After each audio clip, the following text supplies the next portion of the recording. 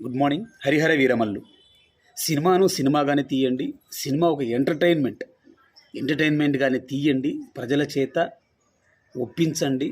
బాగుంటే ప్రజలు చూస్తారు, డబ్బు ఇస్తారు, డబ్బులు సంపాదించుకోండి. ఈ మధ్యకాలంలో ఈ బాలీవుడ్ నుంచి ఒక ప్యాషన్గా వస్తూ ఉంది. కేవలం కులాల ఆధారంగా, మతాల ఆధారంగా సినిమాలు తీసి డబ్బులు సంపాదించుకోవచ్చు అన్న ఒక లక్ష్యాన్ని, ఒక టార్గెట్ను ఒక ప్రోడక్ట్గా ఉపయోగిస్తూ, అంటే కులం మీద, మతం మీద విద్వేషం చిమ్ముతూ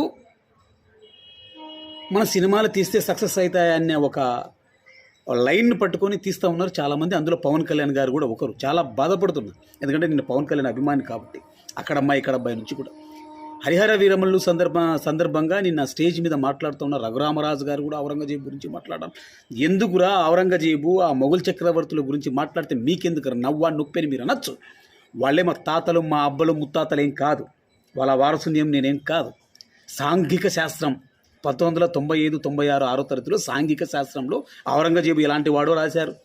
మంచి చేస్తే మంచి రాశారు, చెడు చేస్తే చెడు రాశారు. వాళ్ళ గురించి మనం ఏం తెలుసుకోవాలి కూడా రాశారు. మరి మతాల గురించి ఎందుకు సార్?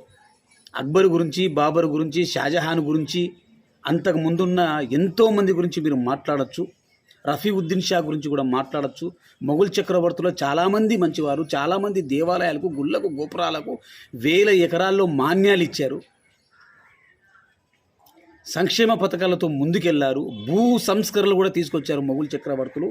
వాళ్ళు నిర్మించిన నిర్మాణాలు ఇప్పుడు భారతదేశంలో మీ ప్రభుత్వం, అదే బీజేపీ ప్రభుత్వం కూడా వాడుతూ ఉంది. మీ కళ్ళ ముందరే సాక్ష్యాలు ఉన్నాయి. అది చెప్పరు. ఔరంగజేబు జిజియా పన్ను వేశాడంట. ఎస్, వేశాడు. అది మేము కూడా సాంఘిక శాస్త్రం తెలుసుకున్నాం. ఆ విద్వేషాన్ని ఎందుకు రెచ్చగొడుతున్నారు సార్ మీరు? ఎక్కడో గడిచిపోయిన వందల సంవత్సరాల క్రితం పాలించిన మొఘల్ చక్రవర్తుల లోపాన్ని, వ్యత్యాసాన్ని, ఆ పొరపాట్లను, ఆ తప్పులను మీరు ఎత్తి చూపుతూ వ్యాపారం చేసుకుంటున్నారు. 100 కోట్లు సంపాదించుకోవాలని ప్రయత్నం చేస్తున్నారు పవన్ కళ్యాణ్ గారు. మంచిని ఎందుకు చెప్పడం లేదు? మరి భారతీయులు స్వాతంత్రం కోసం మొఘల్ చక్రవర్తితో కొట్లాడారా? బ్రిటిష్ వాళ్ళతో కొట్లాడారా? మరి బ్రిటిష్ వాళ్ళ మీద విద్వేషం చెందుతూ సినిమాలు ఎందుకు తీయరు? అంత సాహసం మనం చేయలేమా? అంటే మొఘల్ చక్రవర్తులు చచ్చిపోయారు. మొఘల్ చక్రవర్తులు సమాధుల నుంచి వచ్చి ఇప్పుడేం కోర్టులో పిటిషన్లు వేయలేరు కదా. బ్రిటిష్ వాళ్ళ మీద వస్తే ఇంగ్లాండ్ వస్తుంది, బ్రిటిష్ దేశాలన్నీ వస్తాయి, అమెరికా అగ్రరాజ్యం వస్తుంది, రష్యా వస్తుంది, లండన్ వస్తుంది.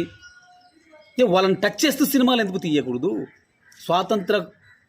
స్వాతంత్రం కోసం తొలినాల్లో భారతీయులను తమ బూట్లను నాకించుకున్నారు బ్రిటిష్ వాళ్ళు. మరి వాళ్ళ గురించి వాళ్ళ మీద విద్వేషం ఎందుకు ఉండదు?